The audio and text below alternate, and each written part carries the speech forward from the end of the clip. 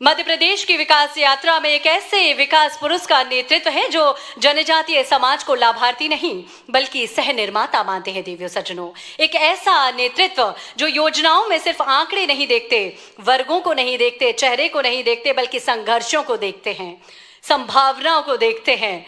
और ऐसे ही सक्षम सफल नेतृत्व के कारण हम सब अपना सौभाग्य मानते हैं कि हमें ऐसा सक्षम सफल नेतृत्व मिला मध्य प्रदेश के माननीय मुख्यमंत्री जी के रूप में। आइए आप सभी की करतल ध्वनि के साथ विनम्रता पूर्वक अनुनय करें मध्य प्रदेश के माननीय मुख्यमंत्री जी से आज के इस बेहद खास अवसर पर अपनी ओजमय वाणी से हम सभी को संबोधित करें।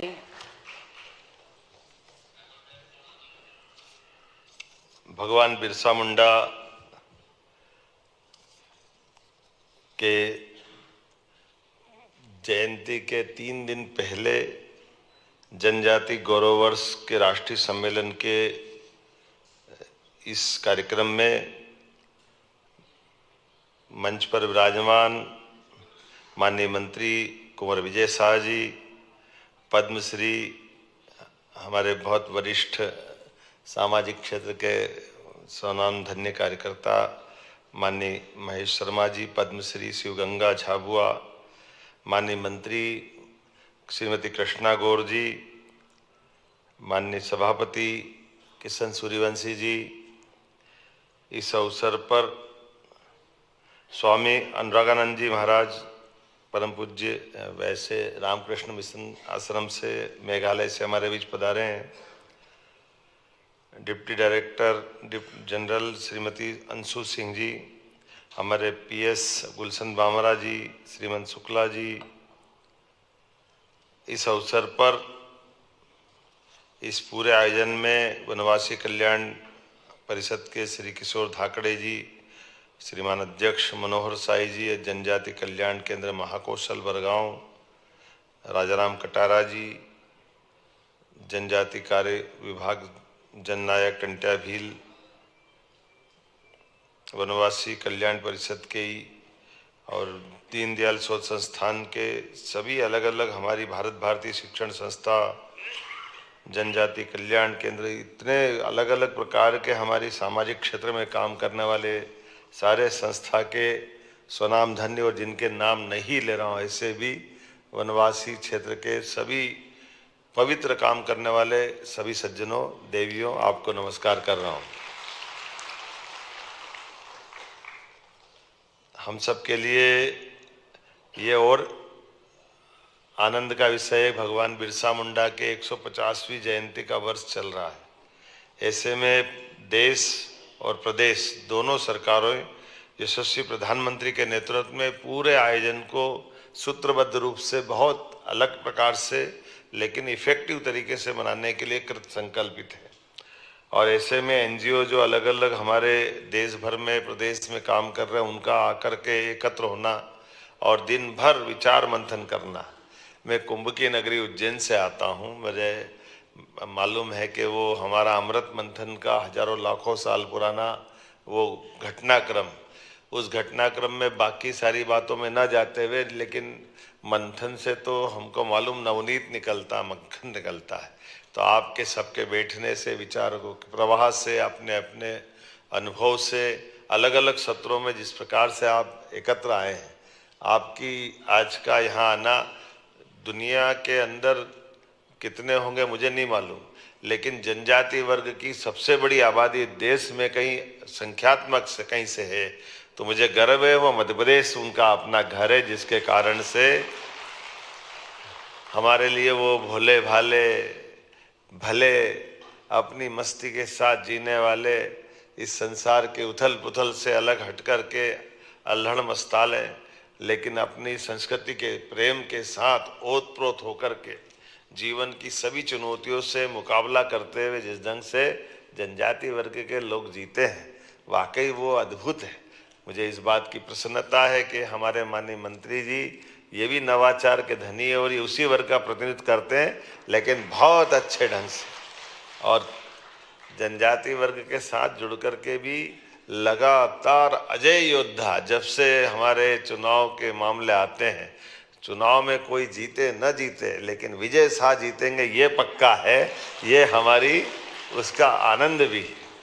और आपके प्रयोग भी बहुत गजब गजब है।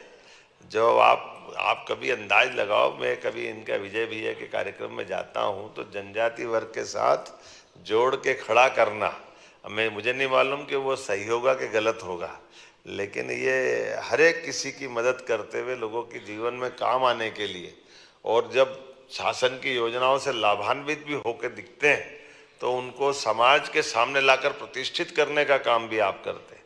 अगर सरकार की अनुदान की व्यवस्थाओं से डॉक्टर बनते हैं तो डॉक्टरों को मंच पे ला करके आला भेंट करके आपका सम्मान करने का तरीका भी माला पे तो भारी पड़ता है, ये पक्का है।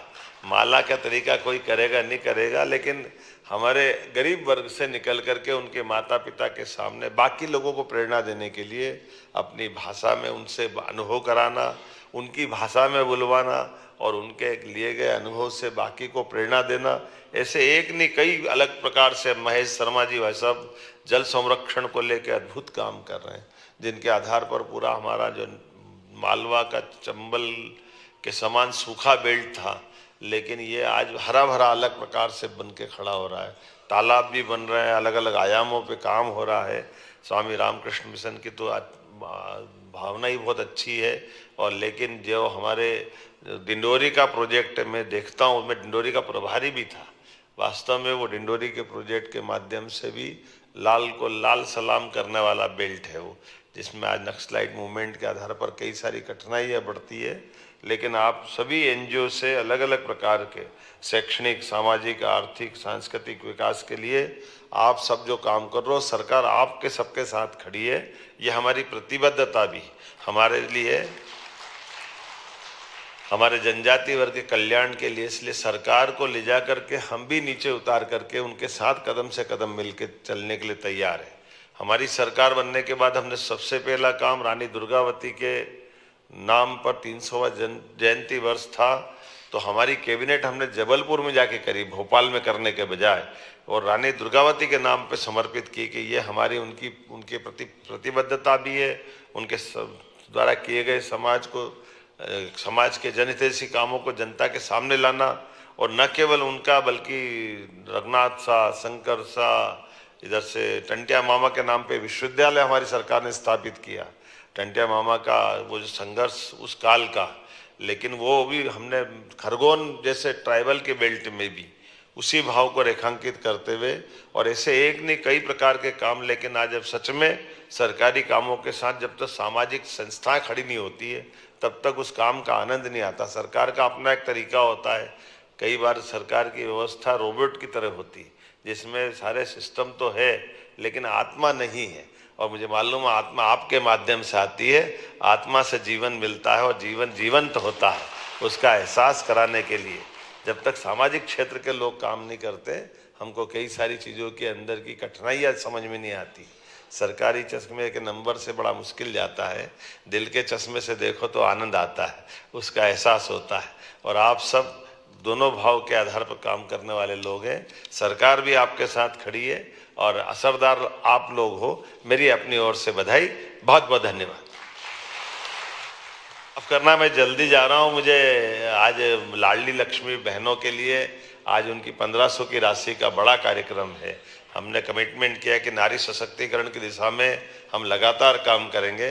तो ये बड़े कार्यक्रम के कारण से मैं विलम्ब से इसकी क्षमा भी चाहता हूँ, और बाकी कार्यक्रम चलता रहेगा। माननीय मंत्री जी पूरे समय दिन में रहेंगे, माननीय गवर्नर साहब उसका समापन करेंगे। जो नियत कार्यक्रम वो सब करिए, इसलिए क्रम तोड़ के मैंने बोलने की धृष्टता की। उम्मीद है आप क्षमा भी करेंगे और मुझे जाने की आज्ञा देंगे। भारत माता की। हार्दिक धन्यवाद माननीय मुख्यमंत्री जी। आपकी दृष्टि भविष्य रचती है और आपके नेतृत्व में प्रदेश नव ऊंचाइयों की ओर अग्रसर है। बहुत बहुत धन्यवाद माननीय मुख्यमंत्री जी, अपना उद्बोधन हम सभी को देने हेतु।